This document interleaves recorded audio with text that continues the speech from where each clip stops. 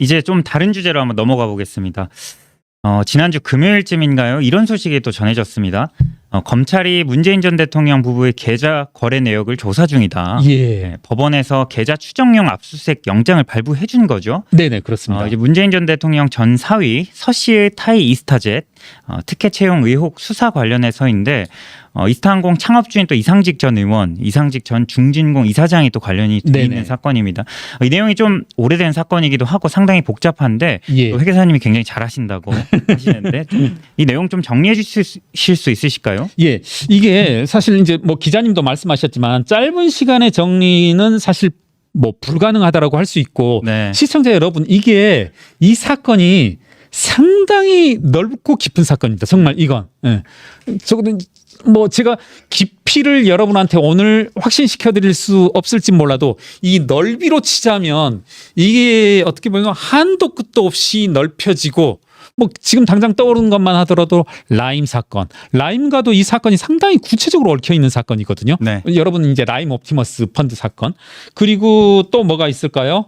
뭐 이상직 의원 본인과도 이제 상당히 연루가 돼 있고 제가 알기로 이상직 의원은 지금 현재 구속 상태이고 1심에서 6년 선고인가 받았죠. 맞습니다. 그래서 한번 일단은 이거부터 한번 언급을 해볼게요. 저는 이걸 금요일 날 뉴스를 보고 지금 민주당이 아주 극렬하게 반응을 보이더라고요.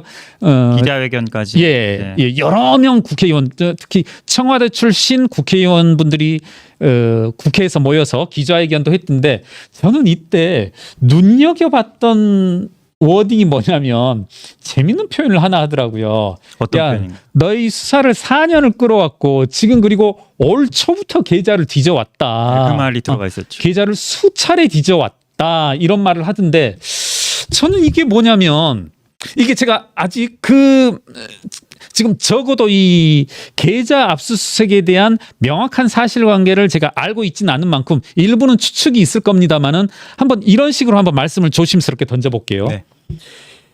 이게 지금 압수수색이 나오는 것은 법원의 판단하에 내지는 검찰이 청구를 하고 법원이 동의하여서 충분한 어떤 범죄의 혐의에 대해서 의심할 만한 여지가 있기 때문에 영장을 발부한 거고 네. 지금 민주당은 6, 7차례 수차례 뒤졌다.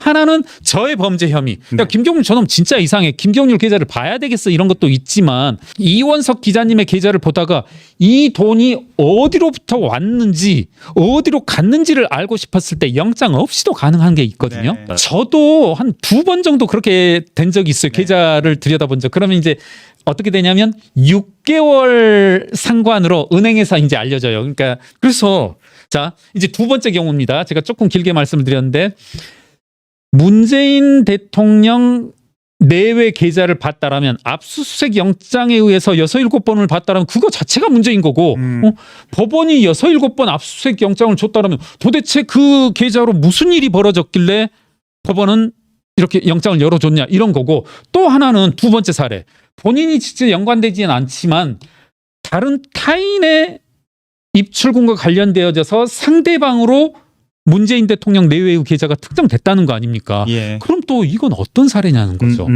저는 이것도 문제지만 이게 더 큰 문제지만 이것도 문제이다. 그래서 지금 국회의원 여러 명이 모여서 저는 이게 가끔 우리 그 민주당 의원분들께서 이런 진솔한 면을 보여주시는데 올 초부터 6, 7차례 열어봤다. 네. 이건 좀 상당히 깊은 시그널일 수 있다. 그건 문재인 대통령의 결백을 드러내는 게 아니라 그리고 뭐 검찰 수사의 과도함을 드러내는 게 아니라 그건 문재인 대통령 내외 계좌의 불투명함을 스스로 입증하는 것이다. 그래서 이건 정말 좀 수사를 지켜봐야 될 측면이고 이게요. 지금 정확히 말하자면 타이이스타젯의 전무입니다. 예. 타이이스타젯의 전무. 그리고 오늘 제가 아까 방송에서 들었던 것과 민주당 측의 말씀과 연관지어서 몇 가지만 말해볼게요.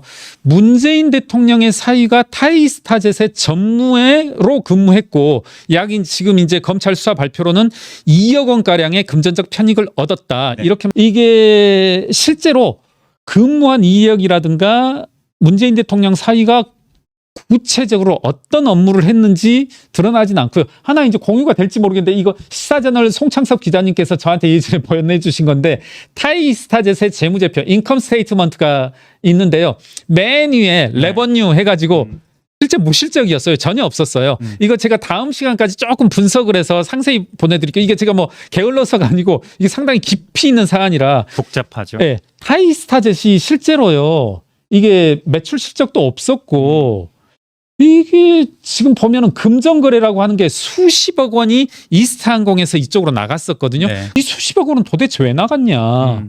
타이스타젯에 네. 이것도 이제 물음표가 되는 거고 여러 의혹들이 있었죠. 이 수십억에 나간 돈이라고 하는 게 결국 그 실제로 매출이 0이었고 영업 실적이 없단 말은 이스타항공과 연관된 사업은 없고 도대체 이 돈은 어디에 쓰였느냐 하는 거고 이제 당시 여러 가지 의혹들 중에 하나가 실제로 그때부터도 뭐가 있었냐면 야 이때 당시 여기에 문재인 대통령의 딸이 그때 뭐 이민이었었나요? 이제 예, 이주를 했었죠. 태국에서. 이것과 연관된 거 아니냐. 뭐 그런 의혹들이 많이 있었죠. 네. 그러나 하나 이 이상지구원에 대해서 짧게 한번 얘기해 볼게요. 네. 오늘 민주당 측 패널이 뭐라고 하냐면 이분 중진공 이사장으로 있었고 상당히 비중이 있었던 전 의원이었기 때문에 뭐 여러 가지 역할을 맡는 것은 당연하다라고 뭐 그렇게 주장을 하는데 이분 이제 이상직 의원이 19대 국회의원입니다. 네, 맞습니다. 이상직 의원이 꽤 7, 8년 전에 주가 조작 사건으로 말미암아서 벌금 1,500만 원의 형을 선고받습니다. 벌금 예. 1,500. 이건 팩트입니다. 그런데 여기에서 주범으로 그리고 주된 역할을 한 사람이 누구로 나오냐면 친형으로 되어져요. 친형. 이상직 전 의원의 예, 예. 친형이요. 네. 그런데 이제 뭐라고 말을 하냐면 판사의 판결문에 제가 한번 그대로 읽어볼게요. 다만 피고인이 그러니까 이상직 의원의 친형입니다.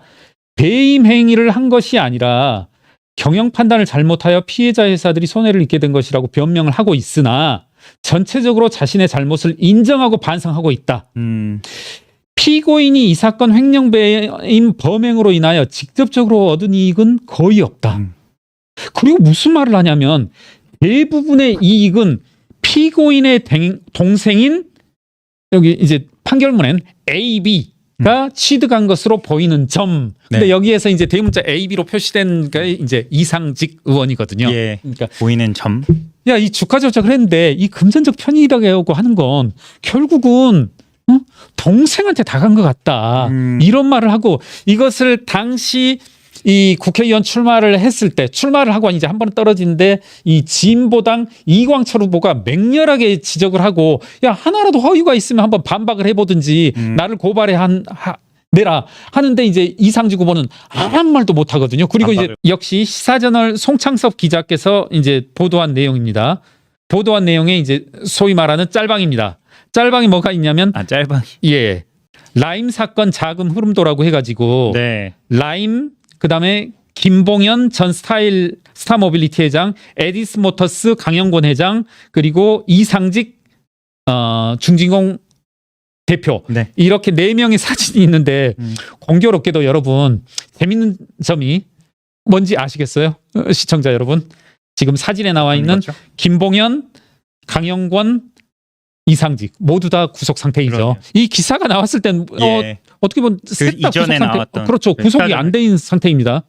뭐 문재인 대통령의 사위와 직접적인 연관은 아니지만 제가 한번 언급을 해 나가겠습니다. 라임 사건 연관이거든요. 중진공이 에디스 모터스에 99억 원의 자금 지원을 합니다. 여러분. 중진공이 뭐 상당히 예상 규모가 큰 곳입니다. 예, 그렇죠. 상당히 큽니다, 여러분. 뭐 예를 들어서 1,000억 원을 줬다. 이런 말이 안 되는 거잖아요. 특히 중소기업진흥공단이니까 중소기업에 자금을 지원하는 건데 1,000억, 2,000억 이렇게 줄 수는 없는 건데 이게 한도가 100억으로 되어져 있어요. 예. 절대 줄 수 있는 한도가. 그래서 얼마를 지원을 하냐면 에디스 모터스에 99억 원을 지원합니다. 99억 원. 예, 예. 1억 모자란. 그렇죠. 참고로 중진공이 99억 원을 하고 산업은행이 또 수십억을 지원하고 또 이 상환 의무 없는 국고보조금을 매년 뭐 수십억씩 이렇게 지원하고 하는데 이게 그러면 에디스 모터스가 그럴 수 있는 회사냐? 그게 아닙니다. 이제 상당히 재무 구조가 불안정하다고 이제 나오고 네. 특히 이 자리에서 몇 번 말씀드렸지만 금융기관의 금기 사항 중에 하나가 기업에 대출을 하는데 소위 말하는 가지급금, 네. 대여금이 있는 회사에는 대출을 하지 않거든요. 금기 사항 중에 하나입니다. 아, 그렇습니다. 예. 왜냐하면 이미 대출이 이뤄진 곳에. 예. 왜냐하면 제가 뭐 신한은행인데 우리 이원석 기자님께서 운영하는 기업에 뭐 10억 정도 빌려주려고 하는데 이원석 기자님이 운영하는 회사의 대여금 뭐 가지급금 네. 이렇게 뭐 7억 20억 이렇게 있으면 이건 뭘 의미하냐면 야 얘는 돈을 빌려줘봐야 기업 운영에 쓰는 게 아니라 엉뚱한 데 돈을 빌려줘 버린대 하는다. 그래서 이제 돈을 빌려주지 않고 어떻게 보면 빌려주더라도 빨리 해소해버리고 내지는 한도를 대단히 낮추거든요. 근데 지금 이게 뭐냐면 여기 소위 말하는 짤방에 나온 게 뭐냐면 중진공에서 99억 가까이 제가 돈을 빌려줬다라고 했는데 산업은행도 60억 원인가 이렇게 빌려주거든요. 네. 그런데 에디스 모터스가 거기에 나오지만 스트라이커 캐피탈에 돈을 줘버립니다. 예. 이게 수십억 규모를. 그리고 스트라이커 캐피탈은 또 문재인 정부 내내 괴롭혔던 사모펀드 알펜루트 자산운용으로 돈을 또 움직이고요. 또 곧바로 문재인 정부 사모펀드를 추적하다 보면 항상 돈이 곧바로 이렇게 예. 순식간에 움직이는데 정상적인 이 자금 세탁 수법입니다. 아, 그렇습니까? 곧바로 수원 모빌리티면 이제 저기 뭡니까? 김봉현 씨가 연관되는 것이죠. 네. 여기로 또 돈이 순식간에 하나, 둘, 셋, 넷 이렇게 움직여 버리거든요. 제가 드리려는 말씀 이거예요. 자, 정리해 볼게요. 전직 의원이었던 이상직 주가 조작에 연루되어져 있고 구체적으로 주가 조작 사건으로 1,500만 원 벌금을 받았고 네. 판결문에는 아무리 봐도 금전적 실익은 형이 아닌 동생 이상직에게 다 간 것 같고 여러 가지 그리고 중진공 사례 없이 전례 없이 중진공 대표로 취임하고 나서는 라임 당시 전국을 흔들었던 라임 연루 기업에 수십억 원의 돈을 빌려줬고 이거 저는 중진공의 업무와 전혀 맞지 않는 네. 그런 거라고 보거든요. 그런 사람이 국회의원으로 출마를 했고 22대 뭐 21대 갖다 꽂으면 무조건 당선되는 네. 전북 전주에서 그리고 그 사람이 운영하는 기업 이스타항공의 자기업인 타이스타젯 네. 아무런 영업도 하지 않는 타이스타젯에 문재인 대통령의 사위가 전무로 근무하고 수억 원의 금전적 편익을 제공했고 여기까지 이제 제가 말씀드리면 여러분이 그릴 수 있는 그림이 뭔가요? 이건 그래서 제가 상당히 사실은 그 사건 초기부터 민주당은 야 4년 동안 뭐 했냐?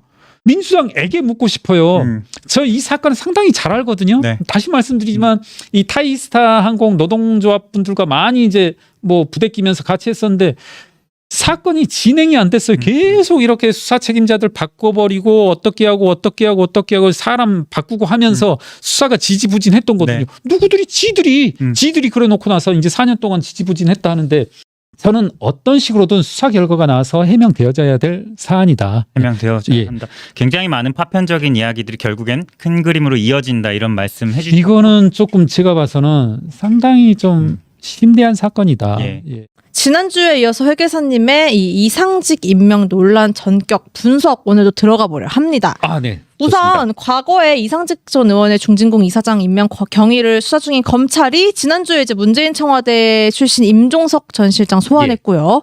임 전 실장은 정치 보복으로 이 수사를 규정을 했네요. 그러면서 조사 내내 진술을 거부했다는 보도도 나왔고요. 네네. 또 역대 정부에서 했던 절차 방식 그대로 이 이사장 임명을 했다는 게 이 공식 입장이었거든요. 네네. 어떻게 보시는지 플러스 설명 한번 해주시죠. 우선 임종석 실장이 그런 발언을 과거 정부가 하던 대로 했다. 전 그 말의 사실관계도 아닐 뿐더러 다를 거다. 그리고 제가 오늘 좀 뭐 공부해온 게 있으니까 네. 또 하나는 본인 말이 사실이라 하더라도 그게 법리에 어긋난다라면 처벌돼야죠. 뭐 굳이 이런 비유 해볼까요? 계속 속도 위반했다라도 본인이 걸렸다. 그럼 걸린 거죠. 아무리 그러니까 제가 이런 말씀을 드리는 것은 임종석 본인의 말을 100% 인정한다 하더라도 이게 처벌돼야 될 사안이다라면 전 처벌돼야 된다. 예. 그래서 한번 짧게 정리해 보자면 제가 한번 오늘 다 뭉뚱그려서 한번 다 넣어봐야 되겠다 했었는데 잘 안 되더라고요. 그래서 오늘 한번 우리 소위 말하는 1부, 2부로 나눈다면 오늘 1부로 제가 이 주제를 잡아본 게 이게 한 축이 뭐냐면 이상직이 중진공 이사장의 국회의원 공천을 받을 만한 인물인가. 지금 이게 하나의 어떤 핵심적인 사안이거든요.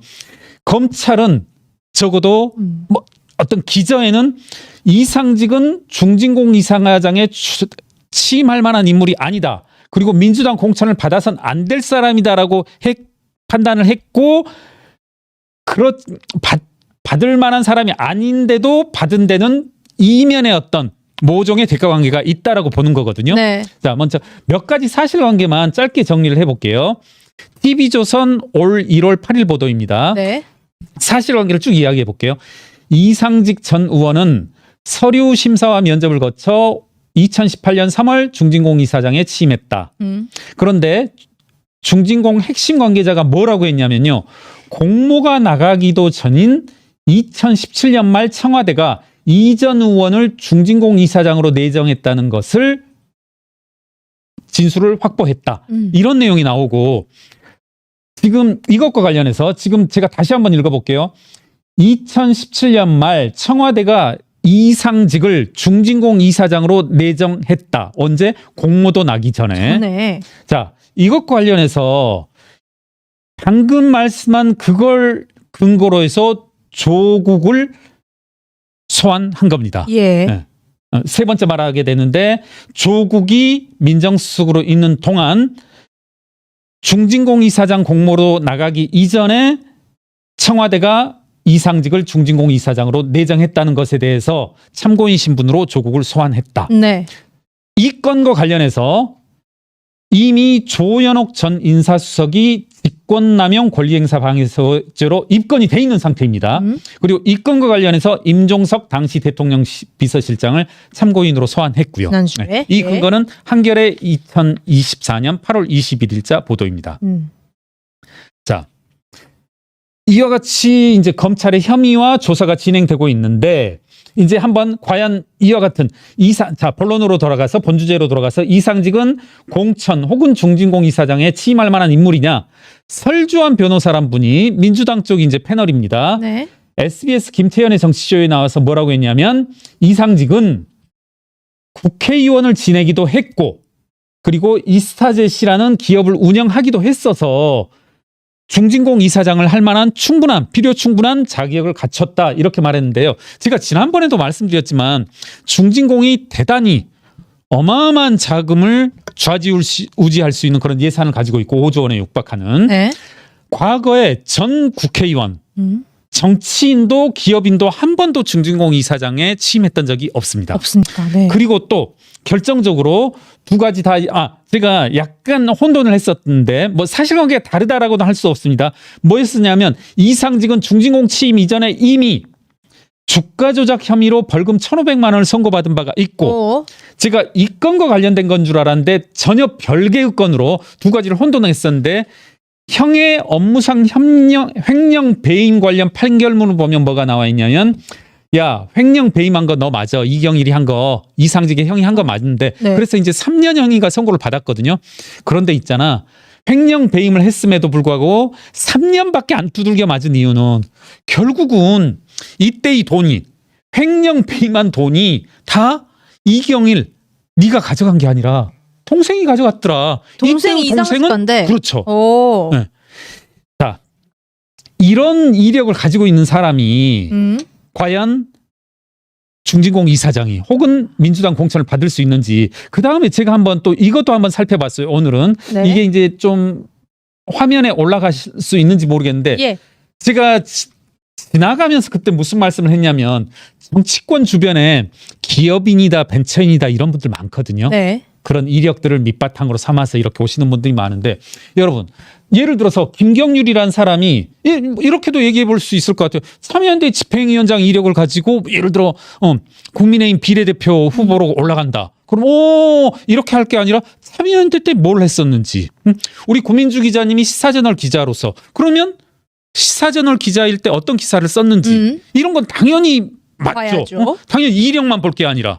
그러면 이상직이 기업인으로서 기업인이니까 기업의 실태를 잘할 거다 하는데 그러면 이 회사의 기업들은 어떤 상태였는지를 볼 필요가 있는데 제가 몇 개만 한번 가져와 봤어요. 새만금 관광개발 이것도 몇 달이 이렇게 쿠션 치는 형태로 곧바로 주주가 이상직은 아닌데 사실상 실소유주는 이상직이다 이렇게 말할 수 있습니다.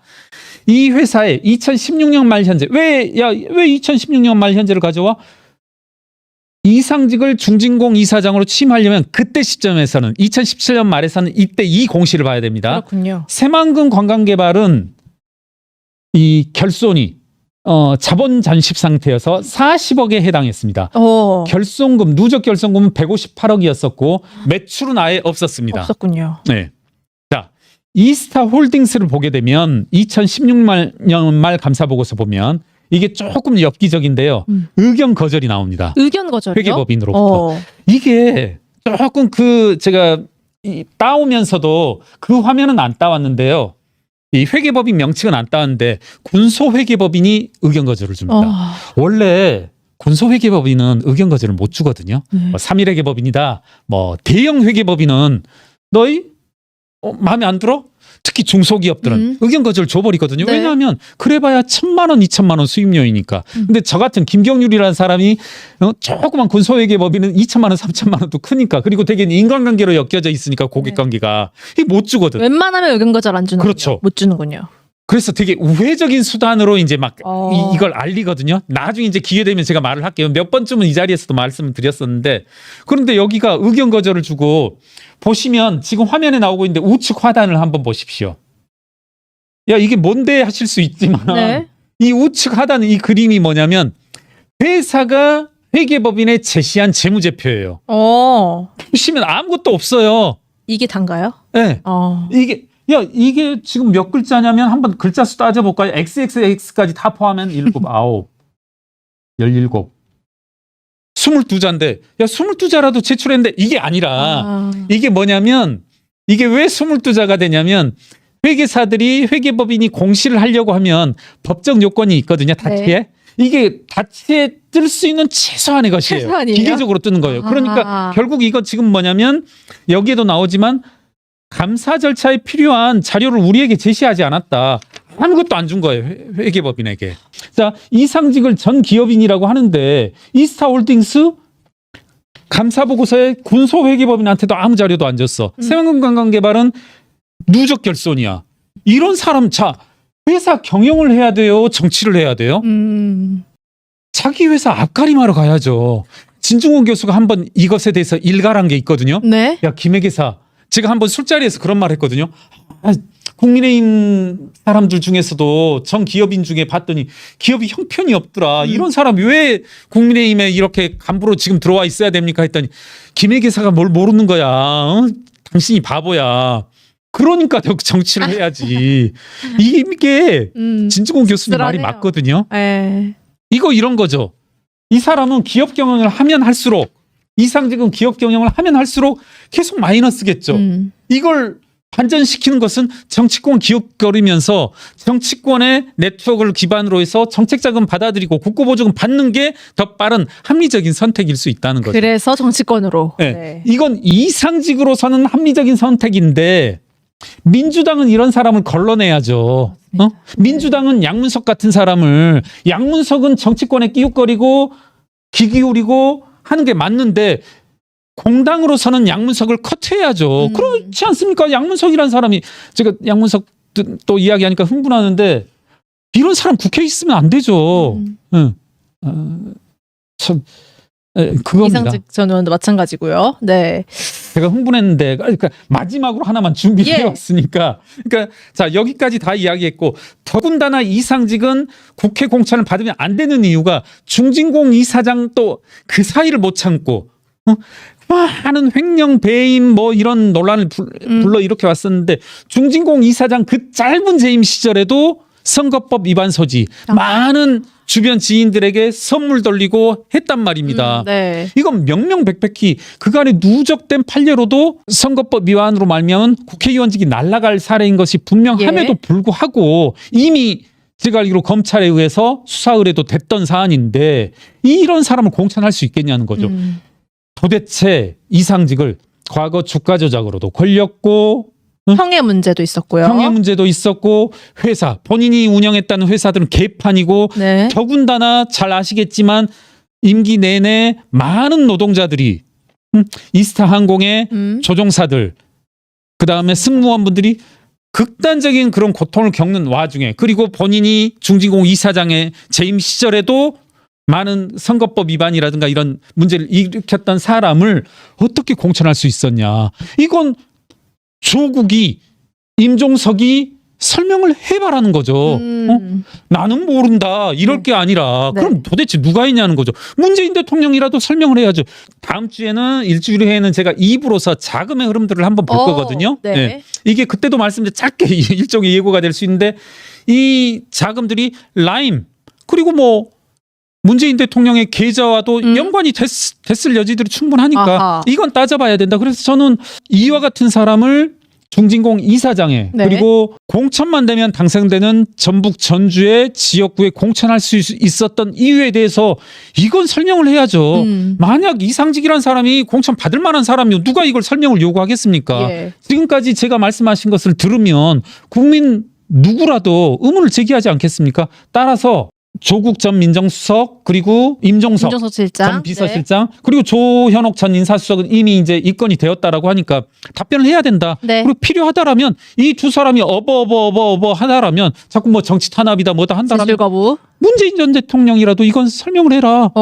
본인 휘하에 있었던 사람들이 저렇게 바보같이 어버버버 한다라면 통솔자였다라면 나서서 최고 한번 책임자가. 네. 아래로 전가할 게 아니라 내가 이러이러해서 했다. 대답할 필요가 있다. 지금 충분히 국민들은 의심할 여지가 있죠. 네. 그 말도 안 되는 고속도로와 양평, 김건희 여사도 연관시켰던 사람들이 지금 이와 같은 사람들은 사안이라면 너무나 좀 일반 국민들이 보기에 직관적으로는 뚜렷하다. 연관관계가. 검찰의 문재인 전 대통령 피의자 적시 예. 정치권이 아주 들썩이고 있죠. 간단하게만 설명하면 문재인 전 대통령의 사위였던 서모 씨의 특혜 채용 의혹을 검찰이 수사하고 있는데 그 과정에서 딸의 자택을 압수수색하는 네. 과정에서 그 영장에 문재인 전 대통령을 피의자로 검찰이 적시를 했다. 예. 이 사실이 보도가 돼서 이제 시끌시끌한 거죠. 아, 그렇습니다. 네, 검찰은 왜 문 전 대통령을 피의자로 적시한 걸까요, 회계사님?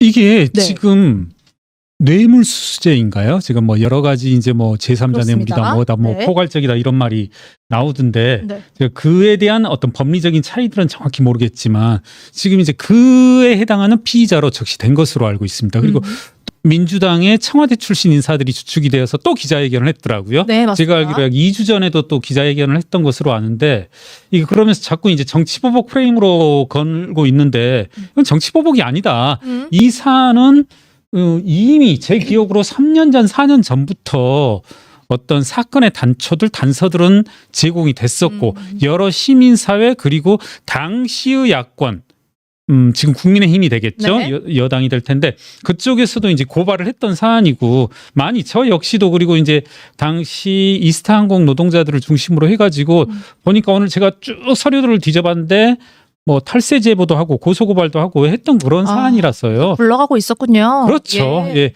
이걸 뭐 정치보복 프레임으로 건다는 것은 너무 웃기고 황당하다. 오랜만에 이제 우리 홍준표 대구시장도 네. 다른 말씀을 하셨던데 야 너희 전 정권 하에서 2명의 전직 대통령을 구속시켰던 사람들 아니냐.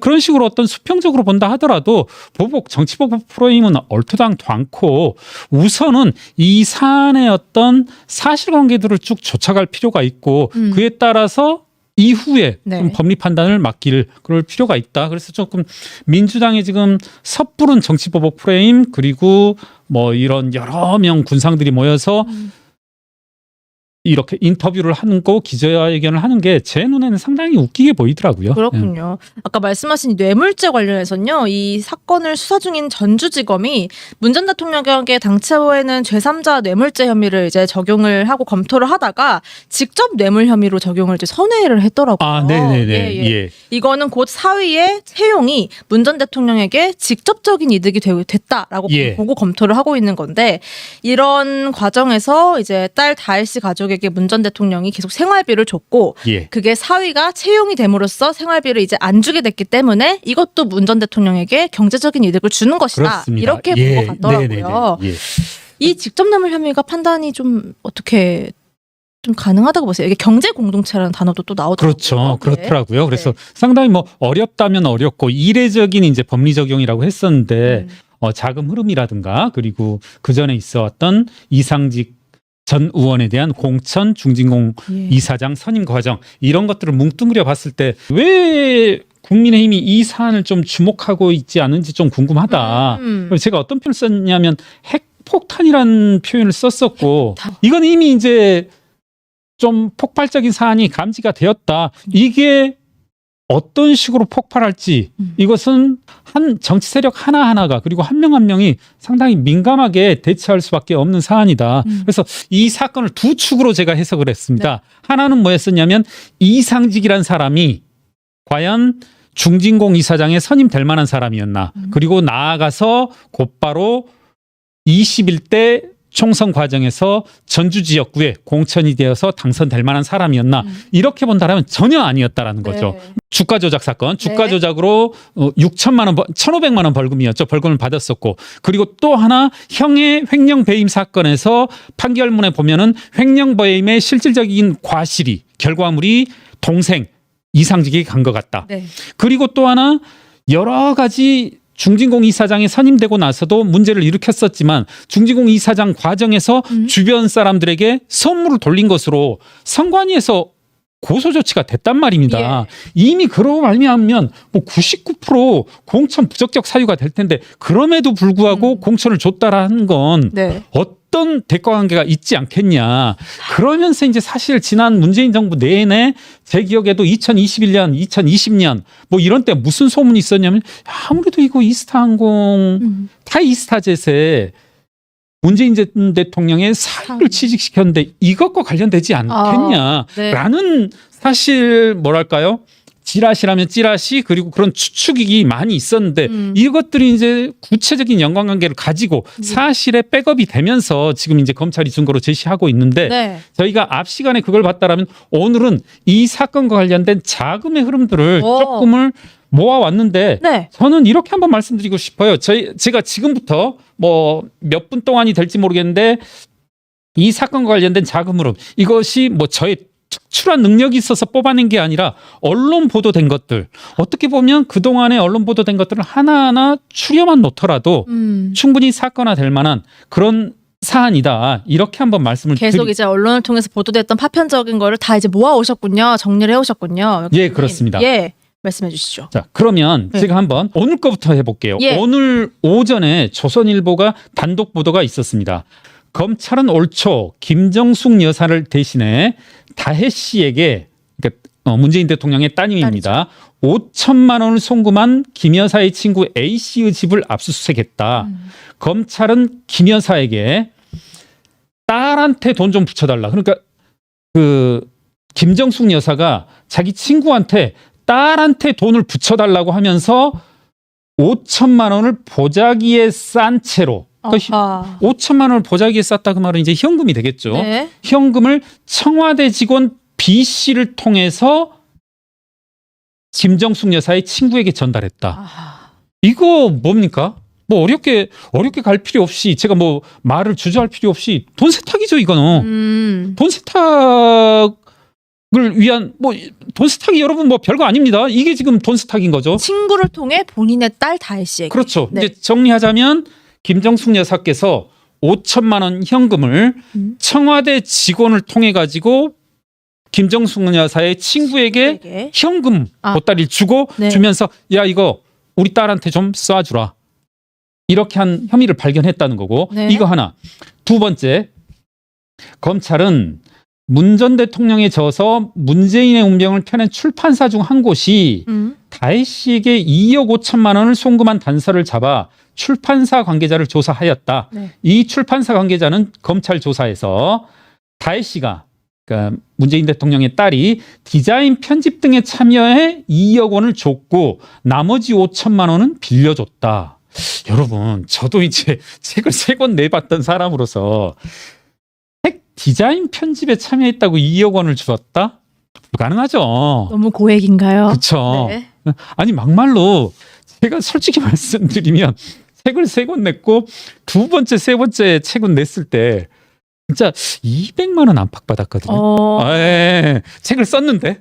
네. 책을 공개하시면서 이렇게 네, 아니, 비교를 해주셨습니다. 아니 근데 제 생각에 두 번째 책, 세 번째 책이 모두 다 완전히 안 팔린 건 아니에요. 네, 네. 예, 예. 그럭저럭 팔렸다 했는데 디자인 편집에 참여했다고 2억 원을 줬다. 한번 여러분들이 판단해 주십시오. 여러분들이 항상 세무상으로도 그렇거든요. 어떤 거래 뭐 오늘 이거 나 길 가는 사람한테 사가지고 제가 3억을 줬다. 네. 그게 다 인정되는 거 아닙니다. 항상 이제 판결문을 보면 사회적 통념이라는 이 5글자가 나오거든요. 여러분들의 통념에 비추어서 한번 판단을 해보십시오. 다혜 씨가 디자인 편집에 참여했다고 2억 원을 줬다. 이게 이제 오늘자 보도 단독 보도였었고요. 네. 또 하나 이제 상당히 저의 이목을 끌었던 건 올 5월 30일자 보도입니다. 그러니까 3개월 전자 보도네요. 중앙일보입니다. 네. 제가 한번 그대로 한번 요점만 읽어볼게요. 현재까지 문다혜 씨가 돈거래를 했다고 지목된 인사는 첫째, 유송화 전 청와대 춘추관장. 두 번째, 모친인 김정숙 여사와 친분이 있는 디자이너 딸 양모 씨 전 청와대 행정요원. 잘 아실 겁니다. 누군지. 두 번째. 세 번째, 2018년부터 3년간 태국 현지에서 문 씨 가족을 경호한 청와대 경호처 직원. 이 세 사람이 문다혜 씨와 금전거래를 하였다는 거거든요. 모르겠다. 이게 여러분 대통령의 딸과 자금 거래가 있는데 이렇게 한마디로 이렇게 거치는 거죠. 네. 똑같은 말씀이지만 제가 우리 구 기자님한테 돈을 뭐 200만 원 이와 같은 빌렸다 혹은 갚는다 이런 게 있으면 그냥 주고받고 하면 되지. 직거래? 몇 단계 거치는 거. 예. 어허. 직거래가 아니고 하는 건 이걸 다 돈 세탁이라고 하는 거고 이게 뭐냐면 돈 거래의 행방을 묘연하게 하기 위한 그리고 이제 실제 요즘 어떤 것도 있냐면 라임 옵티머스에서 많이 드러나는데 돈 세탁의 한 방법은 뭐냐면 여러분 그런 거 아시죠? 이 뭐라고 하죠? 갑자기 그 용어가 안 떠오르는데 한번 피싱이라고 하죠. 피싱. 피싱에 네. 한 번 걸리면 네. 예를 들어서 김경률이 피싱에 걸려가지고 4천만 원을 송금했는데 경찰에 가서 뭐 예를 들어 이틀 지나서 경찰에 가서 이야기했더니 경찰이 다 해봤더니 그 이틀 사이 예를 들어 예컨대 17군데를 갔다. 이게 무슨 말씀이냐면요. 그 17군데를 물리적인 시간으로 압수수색 영장을 받아서 추적을 하려면 얼마나 걸리겠습니까? 이제 그게 이제 돈 세탁의 또 하나의 방법이거든요. 라임 때도 보면 아무 이유 없이 툭툭툭툭 가요. 네. 그러니까 지금 이것도 보면 도대체 무슨 이유로 청와대의 어떻게 보면 춘추광장 그리고 경호처 직원 그리고 뭐 행정요원 이런 사람들이 나서서 돈거래 과정에 끼어드냐는 거죠. 그렇기 때문에 이제 뇌물 성격이나 또 외국환 거래법 위반 등의 혐의가 그렇죠. 거론이 되는 거겠네요. 예. 2021년 그러니까 제가 3년 정확히는 한 4개월 전이네요. 3년 4개월 전에 이스타항공 노조위원장분들과 이렇게 탈세 제보를 했어요. 네, 탈세 제보를 했고 예. 한번 오늘은 이거는 어떻게 보면 지금까지 보도가 안 나온 내용일 수도 있고 제가 그간에 몇 차례 조금 말씀했던 것이기도 어설프게 뭐 네. 약간 띄엄띄엄 말씀했던 건데 이제 제가 백데이터를 찾지 못해서 오늘 이제 제가 그때 당시 제출한 탈세 제보서 내용들을 찾아가지고 한번 정리를 해볼게요. 네, 단독. 그리고 이제 이게 보니까 저도 놓치고 있었는데 조선일보에서도 관련된 내용이 보도됐더라고요. 제가 그 내용들 쭉 네. 한번 얘기를 해보겠습니다. 이스타항공에서 71억 원이 네. 이 흘러가거든요. 네. 어디로? 타이 이스타젯 에어 서비스로 갑니다. 문재인 대통령의 사위가 취업을 했던 곳은 타이 이스타젯이었습니다. 타이 이스타젯. 이스타젯. 그리고 제가 지금 말한 회사는 어디냐면 타이 이스타젯 에어 서비스입니다. 다른 회사입니다. 네. 이전 의원은 제가 요약해서 2017년 2월부터 5월까지 71억 원을 타이 이스타젯 설립 자금으로 쓰는 등 이스타항공에 경제적 손실을 끼친 혐의로 기소됐다. 이 71억 원이 정확히 타이 이스타젯 에어 서비스에서 나온 돈입니다. 네, 네. 예. 제가 이거 뭐 다 서류도 있고 합니다. 그 서류들을 일일이 여러분들한테 지금 제시하면 좀 머리 아플 수 있으니까 읽어볼게요. 2017년 2월 설립된 타이 이스타젯은 이전 의원이 실소유한 태국계 저비용 항공사이다. 검찰은 이스타항공이 태국의 자사항공권 판매 대행사인 이스타젯 에어서비스, 네. 그러니까 이미 기존의 회사가 있었단 말입니다. 이 회사에 외상 채권 명목으로 71억 원을 남겨뒀고 이들이 이 자금을 타이 이스타젯 설립 자금으로 쓴 것으로 판단해 재판에 넘겼다. 이게 조금 어려울 수 있는데요. 그러니까 조금 김경률 되게 잘난 체한다 이렇게 말할 수도 있지만 이게 이제 전형적인 수법이에요. 그래요. 전형적인. 일종의 돈을 빼먹고 남은 껍데기. 네. 껍데기는 타이 이스타젯 에어 서비스의 71억 원이 그대로 고스란히 남아 있고 예. 얘는 이제 그러니까 껍데기는 남아 있고 이 71억 원의 행방은 어디로 보냈냐? 타이 이스타젯으로 네. 보낸 거죠. 제가 조금은 중간 과정을 생략하고 타이 이스타젯 주요 재무 지표로 해가지고 네. 그거 한 번만 보십시오. 타이 이스타젯은 2018년부터 2020년까지 네. 매출이 제로였어요. 네. 한편으로 제 말이 맞죠. 이미 이스타젯 에어 서비스라는 곳이 타이에 있었어요. 그러니까 네. 이건 뭐 별도로 있을 필요가 없었어요. 네. 그래서 사위가 있었던 회사는 아무 필요도 없는 회사이다. 그러네요. 조금 제가 어그레시브하게 확 던져보면 이건 누구를 위한 회사인가. 그래서 매출은 없었고요. 자, 한번 그 지표 보이나요? 총자산 혹은 총자본이라고 해서 2018년 말에 보이시죠, 여러분? 71억 원이에요. 71억 원 정도 되네요. 이게 설립자본금이거든요. 예. 설립자본금. 그렇죠. 2018년엔 설립자본금 71억 원이 아까 조선일보 기사에 나온 검찰이 기소했다는 내용에는 71억 원이 딱 뜨는데 네. 2020년엔 총자산이 얼마로 줄어들어 버리냐면 19억 원으로 줄어들어요. 그럼 확 줄어드네요. 2년 만에. 52억 원이 줄거든요. 예. 매출이 없는 회사. 제가 살짝 던지자면 넘겨짚자면은 아무 역할도 없는 회사가 네. 실제 매출도 없었고 이 52억 원은 그럼 도대체 어디로 갔냐는 거죠. 있을 요연한 거네요. 그렇죠. 네. 어떻게 보면 있을 필요도 없는 회사 그리고 실제 아무런 역할도 없는 회사인데 네. 이 52억 원 어디로 갔냐는 거죠. 전 이것도 앞으로 검찰 수사 과정에서 검찰이 네. 내지는 전 이럴 때 특검해야 되는 거 아닌가. 저는 그래요. 약간 다른 데로 빠져보자면 자꾸 검찰이 정치보복한다 어쩐다 조국에 대한 수사도 정치보복이었다 어쩐다 하지만 저는 검찰의 수사가 좀 미진한 거 아닌가.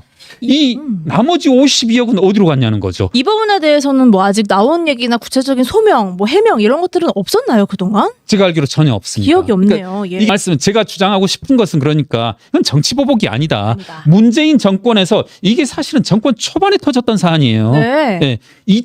제 기억으로 21대 국회 초반에 이미 불거졌던 사안이거든요. 그 4년이 경과한 지금 그 사안을 가지고서 정치보복이다 한다 아니다 이 주장은 웃기는 거고 사실관계에 대해서만큼 잘 변명하고 해명하고 조사받아라. 그렇군요. 이건 너무 궁색하다. 그러니까 저는 다시 한번 말씀드리지만 뉴클리어 론치 디텍티드. 네. 이건 핵폭탄. 네, 자신들이 좀 잘 대처해 나가야 된다. 네. 이런 말씀을 드리고 싶고요. 이렇게 이 자금 흐름을 정말 구체적으로 새로운 내용까지 더해서 보도되는 곳이 잘 없는 것 같아요. 종합적으로. 맞습니다. 네, 그래서 회계사님이 유일하다 이렇게 말씀을 드리도록 하겠고요. 문제의 71억 중에 52억의 행방이 묘연하다. 지금 이제 혐의 금액은 2억 원인데 이 나머지 50억은 도대체 어디로 갔느냐. 이것도 따져봐야 될 테고 제가 우리 지난번 시간에 이 사건과 관련해서 제 입장에서 시사저널에서 한 2, 3년 전에 보도됐던 내용인데 그때 뭐였었냐면 이상직 그리고 에디슨 모터스 전 회장, 네. 김봉현 저 스타모빌리티 회장, 네. 이와 관련돼서 수십억, 수백억의 자금이 왔다 갔다 하거든요. 이것도 지금 자금 행방이 묘연합니다. 묘연합니까? 네, 네. 그래서 우리 주역의 맨 마지막 개를 미제라고 하잖아요. 네. 그래서 뭐 이와 같은 라임 펀드와 관련된 이 강모 에디스 모터스 강모 회장과 관련된 김봉현 전 스타모빌리티 회장과 관련된 이 자금 흐름도 추적해야 된다. 정말 이제 묘연한 자금들 수백억 대 수십억 대의 자금들이 아직도 정말 많이 남아있네요. 그렇습니다. 검찰의 수사가 좀 속도를 내야 될 것 같고 이제라도 좀 속도를 내는 것 같아서 뭐 관련자들을 소환을 하고 조사를 하는데 대표적으로 이 관련해서 소환 조사를 받았던 임종석 전 실장이나 조국 전 민정수석 같은 경우에는 조사 과정에서 진술을 좀 거부하고 있잖아요. 그러면서 정치보복이라는 명분을 그렇죠. 세웠고요. 그러면 이렇게 검찰은 정확한 경위를 좀 듣기 위해서는 결국 이제 문 전 대통령 본인을 소환해서 이야기를 들을 가능성밖에 남지 않았다. 이렇게 예. 또 이런 얘기가 나오는데 조사 될까요? 어떻게 보세요? 가능성? 저는 돼야 한다 보시나요? 이게 뭐 만약에 네. 임종석과 조국이 충신이었다라면 본인들이 좀 설명을 해야 될 문제가 아닌가. 본인 선에서. 그렇죠. 네, 네. 그렇지 않겠습니까? 여러분, 그러니까 왜 지금 이 사안이 제가 굳이 앞선 타임에 전주에 이상직이 공천 받을 만한 사람인가 아닌가 네. 이런 것들을 이야기한 이유들이 다 그거거든요. 그게 임종석 조국을 불렀던 이유이고 예. 임종석 조국은 어떤 이유로 음. 이상직을 음. 중진공 이사장에 그리고 21대 전주 지역에 꽂았는지 예. 그걸 본인들이 설명을 해야죠. 본인들이 설명 못하면 이거 위로 갈 수밖에 없죠. 결국은 문재인 전 대통령을 부를 것인가 말 것인가 조사할 것인가 말 것인가는 임종석 조국에 달려 있다. 참모들. 네. 네, 임종석 조국이 입을 닫는다라면 이와 같은 의문에 대해서는 문재인 전 대통령을 조사할 수밖에 없지 없다, 않겠습니까? 검찰로서는. 네. 네. 제가 정확한 기억인지 모르겠는데 문재인 전 대통령이었나요? 자꾸 왜 아랫사람들을 건드리냐. 맞아요. 자기를 조사해라. 뭐 그런 비슷한 말도 한 기억이 있었거든요. 이 사안은 아니지만. 이 정권 초반에 그랬습니다. 예. 네. 그렇다면 이 사안도 조금은 이야기할 필요가 있다. 저 그리고 아마 기회가 있었던 것으로 기억을 하는데 네. 저희 회계사들이 이제 많이 하는 이야기들이 있거든. 제가 너 왜 자꾸 회계사 일을 하느냐. 그러니까 회계사가 하는 일이 오디시라고 하고 감사라고 하는데요. 네. 이 오딧 감사라는 행위가 국회에서 감사라는 행위와 동일합니다. 여러분은. 네. 그래서 제가 하는 일과 국회의원들이 하는 행위가 다를 바가 없고 네. 어떻게 보면 뭐 감히 말하건대 제가 더 전문성이 있는 거죠. 감사라는 업무에 특화되어져 있고 저희들은 그걸로 시험도 보고 실무에서도 수십 년을 뛰었으니까 네. 무슨 말씀을 하려고 하는 거냐면 저희들이 봐주고 싶더라도 봐줘야 하더라도 팩트 관계를 파악하고서 봐줘라란 말을 필드에서 되게 자주 하거든요. 그렇군요. 네. 그런 말이 있군요. 그러니까 저희들이 이렇게 쭉 보면은 이제 뭐 많이 저희들도 부딪히죠. 회사 사람들하고 이걸 이렇게 해석해야 되느냐 저렇게 해석해야 되느냐 회사 사람들하고 부딪히는데 어떤 경우에 이제 회사 사람들은 주로 대기업 분들이 보지 말아라. 내지는 이제 장부를 주지도 않죠. 네. 그런데 이제 우리가 항상 주장하는 건 야 우리가 봐주고 싶어도 알아야 봐준다. 이건 무슨 말이냐면 사실관계를 파악해야만이 네. 이게 우리가 감당할 수 있는지 없는지 그리고 만약에 누군가가 제3자가 국회로 치자면 감사원이 내지는 검찰이 나중에 내가 일한 서류를 뒤졌을 때 내가 변명할 수 있고 디펜스할 수 있지 않느냐. 사실관계를 알아야. 네. 그래서 제가 말씀드리고자 하는 것도 뭐냐면 전 그래요. 이 사안이 전직 대통령에 대한 어떤 정치적 배려가 필요하다. 뭐 모르겠습니다. 저는 뭐 그 부분은 국민 여러분이 용인하는 범위가 있을 거고 그간의 관례가 용인한 부분이 있을 테니까 제가 네. 감히 그 부분은 판단하지 않겠지만 다만 사실관계는 파악해야 된다. 네. 그리고 이 사실관계의 파악에 있어서는 이번 정부에서 드러나고 있고 드러낸 것이 아니라 이미 4년 전, 5년 전부터 줄기차게 문제가 됐던 것이니만큼 예. 우선은 사실관계를 파악하자.